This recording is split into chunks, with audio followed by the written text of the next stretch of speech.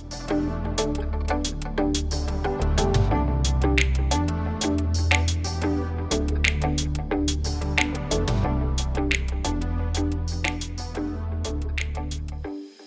have with me today Jim McGarry, who's President and CEO of Education Market Association. EDmarket is the leading trade organization for the educational products marketplace.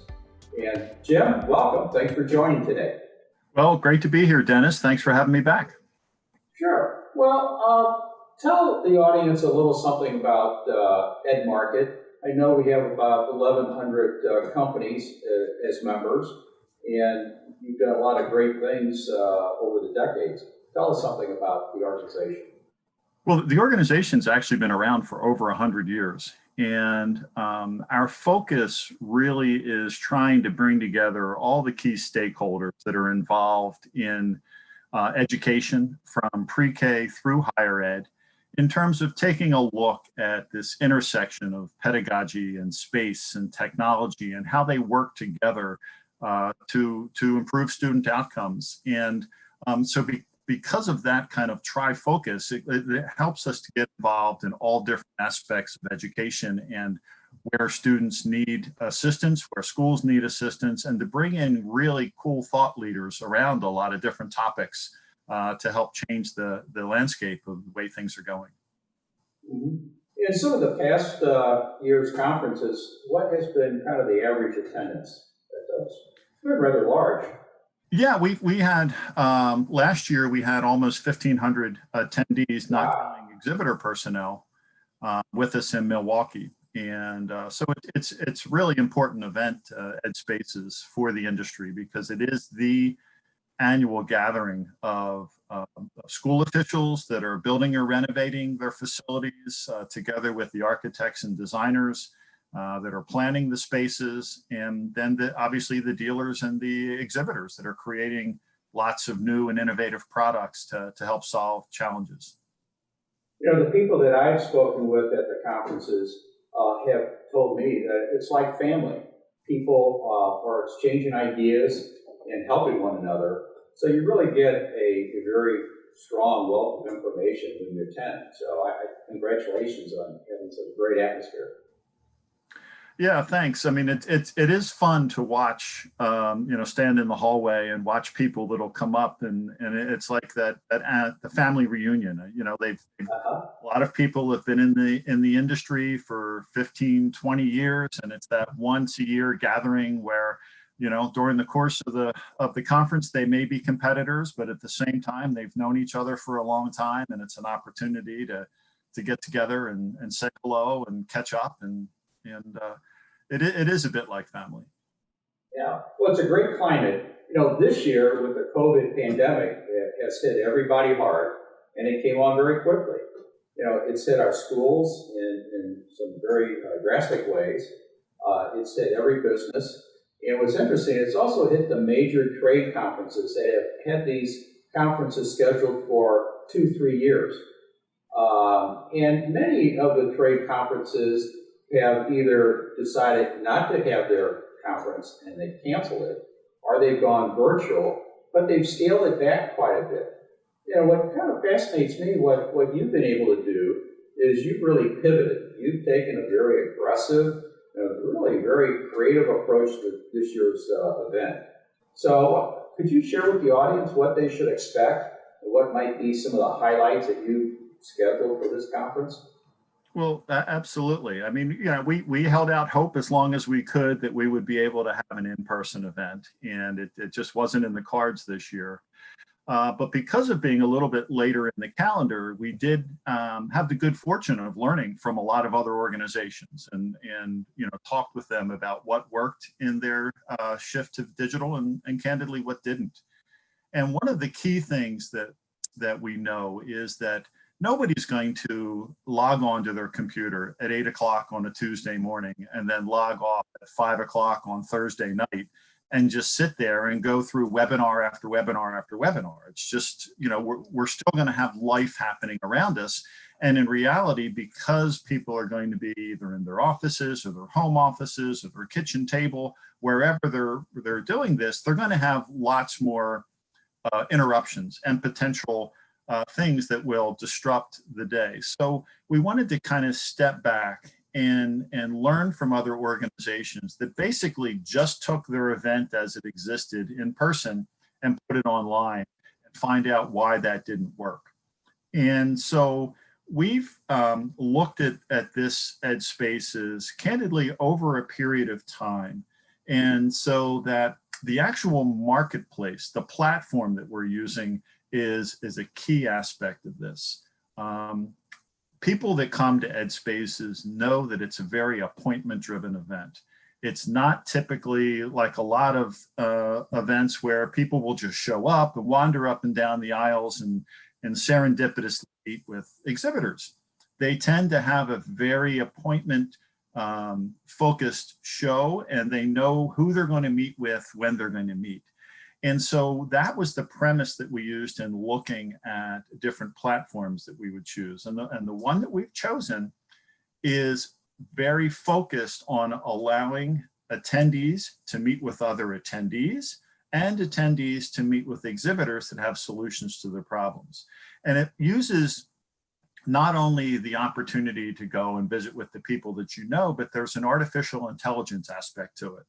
So that as an exhibitor is filling out their booth, their digital booth, they're putting some information in there about, obviously the areas of the school that they focus on, the kinds of products that they have, but also areas of expertise. Where can they impart knowledge to the attendees? And then the attendees are also filling out questions that talk about, what are some of the challenges that they're facing? Are they there to find new COVID solutions, or are they really looking at blended learning capabilities or flexible classrooms? What are some of the challenges that they're thinking about? And the artificial intelligence will create and suggest meetings for folks to have.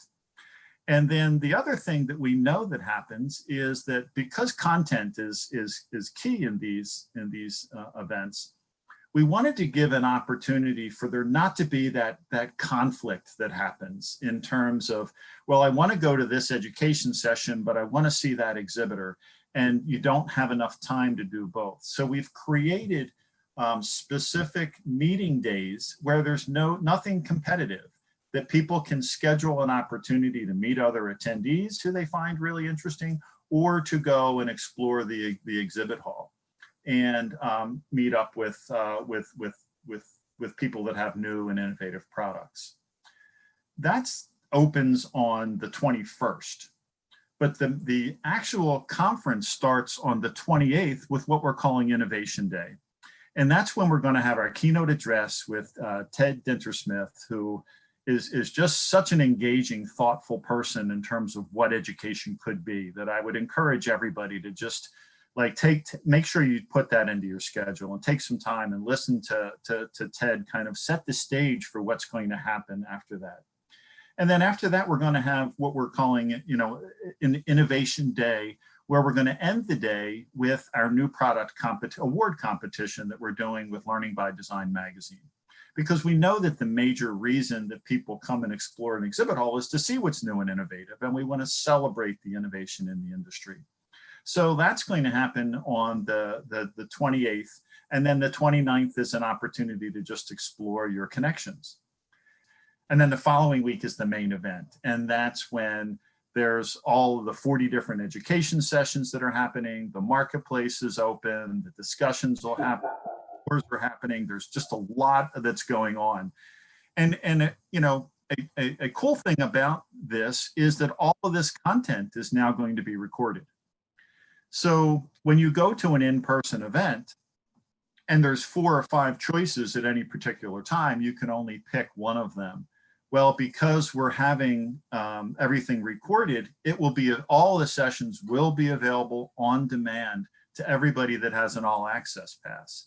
So you could essentially watch all 40 different education sessions and the tours if you were so interested. Wow, that is just fascinating. For you to think this through and then bring in artificial intelligence to really use it in a practical way, this is indicative of what the whole organization can offer the education marketplace. We pivoted And I'm kind of curious. This all sounds just fantastic. If I had to go behind the curtain, if you will, or under the hood, give us just one interesting challenge, just so everybody has this appreciation for what looks so easy, but is quite difficult to do for the first time. Is there anything that comes to mind? Well, I mean, one of the things was actually, well, I'll bring up two points. One was working with all of the speakers, because typically we have 100 different people that are presenting, and typically you work with them all in advance. You have your schedule, they know what they're doing, they come on site and they present live. Well, over the course of the next 3 weeks, we're actually recording a lot of those presentations, because we all know that Murphy is alive and well, and we don't want somebody's internet going storm to come along or something to happen that would interrupt it. So that scheduling challenge, as you can imagine, when you've got a panel of 3, 4, or 5 people coordinating all their schedules with the production company. But what's going to happen is, even though a lot of the presentations themselves will be pre-recorded, the presenters are going to be live during the session for Q&A. So that we want to make sure that there still is that interaction that happens at a meeting, even though we've kind of taken some of the challenge out of that live presentation aspect. The second thing is that people, when they register for an event, usually make their plane reservation, make their hotel reservation, and then make their conference registration. Well, you don't have to get on a plane, and you don't have to get on a hotel. People are just like, well, I'll do it, in the future. And I think that we want to make sure that in order to get yourself into the platform and into this whole meeting planning piece, that you definitely get registered before the 21st, because that's an important date. And the meetings are going to start happening. People are going to begin to fill out their schedules, and we wouldn't want you to miss an opportunity to meet with somebody you would really want to, just because you waited until November 8th or 9th to actually register. A lot of the meeting slots may be taken up at that point in time. Mm-hmm. Well, I appreciate knowing what you've made look so easy, how difficult it really is, and being on the frontier of creating a virtual conference. I have a greater appreciation for what you've been able to bring. So thanks for sharing that. As we look at the overall education market, they're having to really transform what they offer in terms of the pedagogy. The economy is different today than it has been in the past. The skills that are needed to be successful in today's economy, the whole middle class has to change. You're not going to have the same job that your parents had, and the jobs that you went to school for may not be there when you get out, but the skills have to be there. So as schools go through transforming themselves, and in essence, all us as professionals are designing future-ready schools, how is EDmarket positioning itself so that it can kind of help with the transformation of providing the kinds of products and furniture and spaces that will facilitate this new type of learning? Well, I think that the first thing that we did was, a couple of years ago, we changed our bylaws that allow key stakeholders to have a membership stake in the organization. So historically, the organization was manufacturers and distributors. Now, the architect and design community is very vibrant within our organization, but also schools and colleges. And so we are the one place where everybody can come together and have that conversation about what are the challenges and what kinds of things can we do together to move through those challenges. And so some of the tools that we have, obviously we have our magazine, which goes out on a quarterly basis, Essentials, and it really deals with a lot of these key issues, and it's full of original content. We're not repurposing information in that. Those articles are all written for the education market, and distributed through that publication. We also have webinars throughout the course of the year where we have very interesting speakers come and address some of these issues that are key as we look forward to the impacts of education. And I think kind of lastly is our opportunity to, based on that, to shape the conversation a little bit. I mean, just an example of what's happening with COVID. Unfortunately, because of what's happened, we have a couple of things that are happening. But for the children that are going into schools and in-person learning, a lot of the theory and the mobility and the interaction that we were all driving toward has, the brakes have been put on that. And we're separating children and keeping them apart and, putting plexiglass around them. And so it's a temporary situation, but we have to be careful because, if people buy a lot of products to deal with this temporary situation, when it's finished, they're going to have those products. So I think it's important to kind of keep in mind that, right now, maybe, yes, you don't want your children to have the ability to move around and slide around, but maybe next year you will. So, do you want to make sure that you still have casters on the furniture, but maybe they're locking or something different like that? And then, sustainability is big. The U.S. Green Building Council is one of our partners. And, we don't buying a lot of things that right now make sense, but are going to end up in a landfill in 2 or 3 years. We have to be careful. So just trying to think through some of the solutions that are coming up and do they make sense in the short term?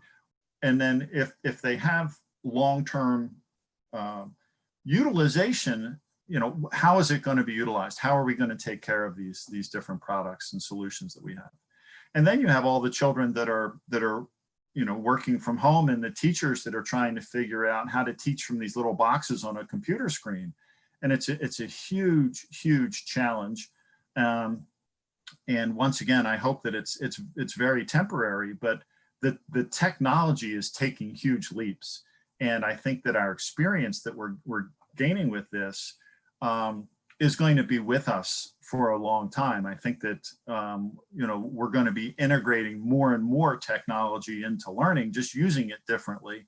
And, that ability to get together without having to be, co-located, both from a business standpoint and from a learning standpoint, has certainly taken leaps forward, but it's not a substitute. And we need to figure out ways to integrate this type of learning with in-person learning in the future.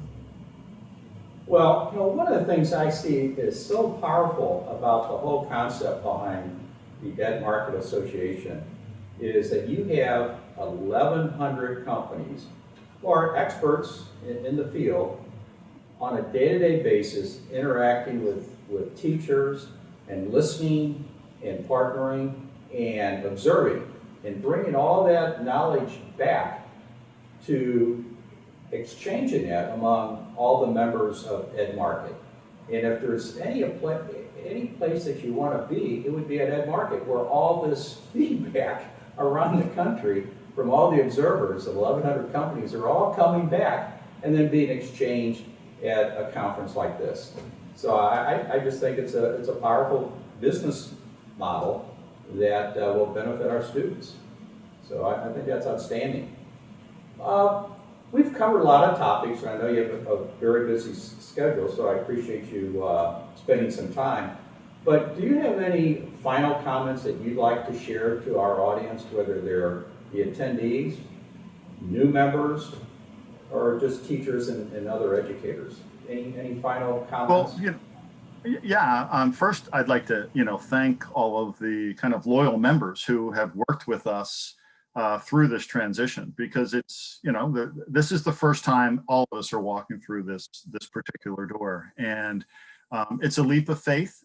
And, some things will get right and some things won't, but we really appreciate that there's, for the most part, everybody has stuck with us and is really trying to help make this event as successful as it can be. And then I would just encourage all of the attendees. I mean, one of the challenges of an in-person event is the expense, right? You have to pay for an airfare and 3 nights hotel and your food and beverage and all of that. Well, in essence, you don't have to pay for any of that. So here's an opportunity to get access to all of this content and at a ridiculously low price. And we would really just encourage you to just come and experience it and share it with your colleagues, and move forward with us into the future. We're looking forward to going to Pittsburgh next year and getting back to whatever this new normal is going to be. But I think there'll always be some kind of blended capacity, because we are realizing that for whatever reason there are people that want access to the information that aren't able to get there in person. And so we're considering that in the future and trying to figure out how we learn what we learned through this digital experience, how we bring some of that to an in-person experience, and continue to drive forward. Well, that's a great conclusion. Jim, I want to thank you and your entire organization for bringing new ideas and products to aid in the learning process. I know during this process of transformation, I think the education market truly needs to collaborate together to do what's best for students. So thanks for doing that. And I just want to close by saying I'm Dennis Young, founder of issuesineducation.net, the leading forum for engaging thought leaders such as Jim in the important conversations of the day. Thanks for being with us. Thanks, Dennis. Appreciate it.